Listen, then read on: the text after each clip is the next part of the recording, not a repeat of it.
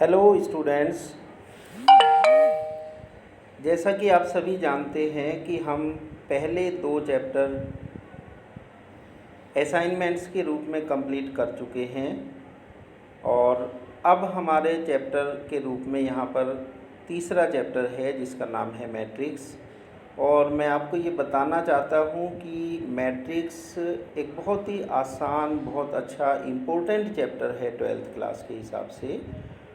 और जैसा कि हम सभी जानते हैं कि किसी भी काम को अगर हम करना चाहते हैं तो सबसे पहले हमें ये पता होना चाहिए कि what is that work.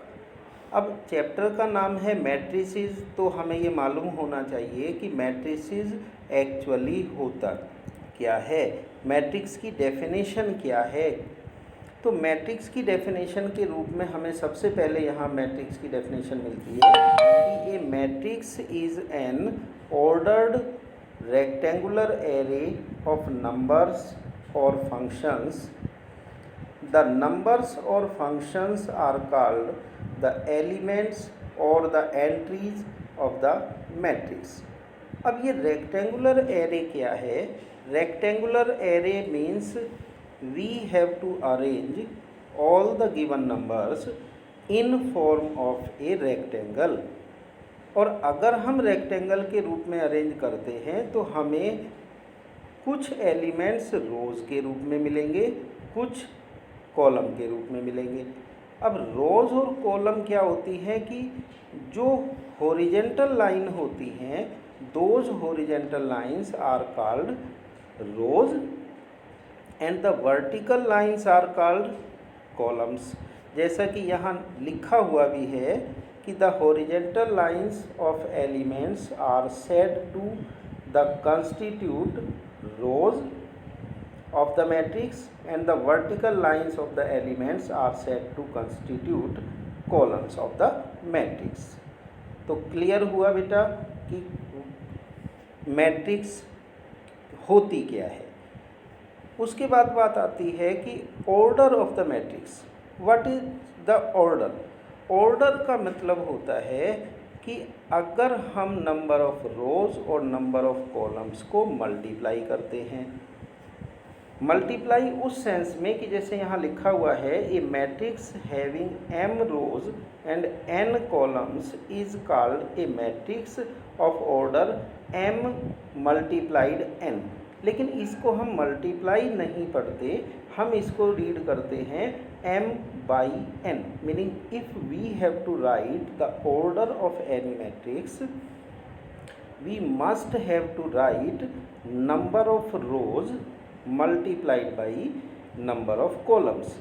Multiply हम इसलिए बार बार कह रहे हैं कि हमें मल्टीप्लाई करने के बाद टोटल नंबर ऑफ एलिमेंट्स का पता चल जाता है कि हमारे पास कितने एलिमेंट्स होंगे। Number of rose by number of columns is called the order of the matrix। Next हमारे पास बात आती है कि हमें कुछ एलिमेंट्स दिए हुए हैं। जैसे अभी ऑर्डर के समय भी हमने बात की कि जितने एलिमेंट्स हैं, ऑर्डर को नंबर ऑफ रोज और नंबर ऑफ कॉलम्स को मल्टीप्लाई करने पर हमें नंबर ऑफ एलिमेंट्स मिल जाते हैं। अब एक बहुत ही इम्पोर्टेंट क्वेश्चन हमारे सामने आता है जो कि हमारे एग्ज़ाम में भी अक्सर आ जाता है 1 नंबर में, कि हमें नंबर ऑफ़ एलिमेंट्स दिए हुए हैं और हमें उसके पॉसिबल ऑर्डर्स फाइंड करने होते हैं। जैसे एक एग्जांपल नंबर 2 है जिसमें कि उसने कहा है a matrix has 8 elements, what are the possible orders it can have. Number of elements हमें मालूम है, हमें सिर्फ ये बताना है कि उसके पॉसिबल ऑर्डर्स क्या हो सकते हैं। तो हम सिर्फ ये देखने की कोशिश करते हैं कि जो भी नंबर ऑफ़ एलिमेंट्स हैं वो किन 2 नंबर्स के प्रोडक्ट के रूप में हो सकते हैं। Meaning in this question we have 8 elements, तो हमने देखा कि किन 2 संख्याओं का प्रोडक्ट 8 आता है। जैसे 8 बन जा 8, तो पहला पॉसिबल ऑर्डर हो गया 8 × 1, 8 and 1। दूसरा हो सकता है 1 × 8, तीसरे नंबर पर 4 इंटू 2, 2 इंटू 4। हम वैसे तो ये देखते हैं कि भाई 1 इंटू 8, 8 इंटू 1, ये तो एक ही बात है, लेकिन जैसा हमने पहले ऑर्डर्स में पढ़ा है कि number of rows and number of columns को हम ऑर्डर कहते हैं, number of rows by number of columns. तो यहाँ अगर हमने 1 इंटू 8 लिखा तो इसका मतलब है 1 रो 8 कॉलम्स। अगर 8 इंटू 1 लिखा है तो इसका मतलब है 8 रोज 1 कॉलम। तो दोनों डिफरेंट टाइप की मैट्रिक्स बनेंगी। इसे हम एक ही मैट्रिक्स नहीं कह सकते, because order of the matrices is differ, right. Next एक एग्जाम्पल दिया है जिसमें कि हमें एक मैट्रिक्स कॉन्स्टिट्यूट करनी है, एक मैट्रिक्स बनानी है। तो जिसके लिए एलिमेंट का फॉर्मेट यहाँ दिया गया है कि ai equals to 1/2 i minus 3j। ये ij क्या है कि i is the number of row, j is the number of column.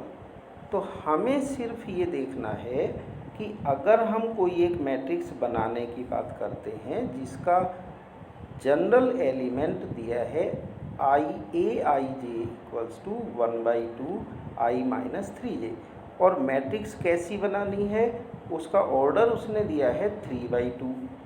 3/2 means number of rose 3, number of columns 2। तो हम इन जनरल एक मैट्रिक्स यहाँ लेते हैं A equals to A11, A12। A11 means the first element of row 1 and column 1. A12 means the element which lies in first row and second column. इसी तरीके से हमने ये एक मैट्रिक्स बनाई है जिसमें 6 एलिमेंट टोटल हमारे पास हैं। अब हमें क्या करना है, जो जनरल एलिमेंट दिया है that is A equals to aij equals to 1/2 i minus 3j modulus. तो हमें सिर्फ यहाँ i और j की वैल्यू रखनी है। जैसे पहले नंबर पर दिया है i इक्वल्स टू 1 ले लिया, j इक्वल्स टू 1 ले लिया, तो हम यहाँ निकालें a11। It means only we have to putting 1 in place of both i and j। तो हमें सिंप्लीफाई करने के बाद यहाँ मिला है 1, means 1 is the value of A11। Similarly we can find the values of A12, A21, A22, A31 and A32।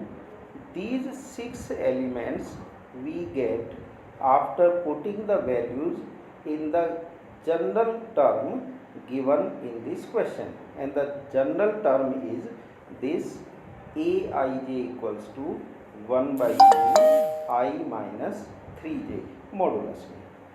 तो हमें जब इन सब की वैल्यू मिल जाती है, finally we have to find the matrix, then putting all these values in the matrix which we have initially, that is the matrix A, and we get this matrix, right।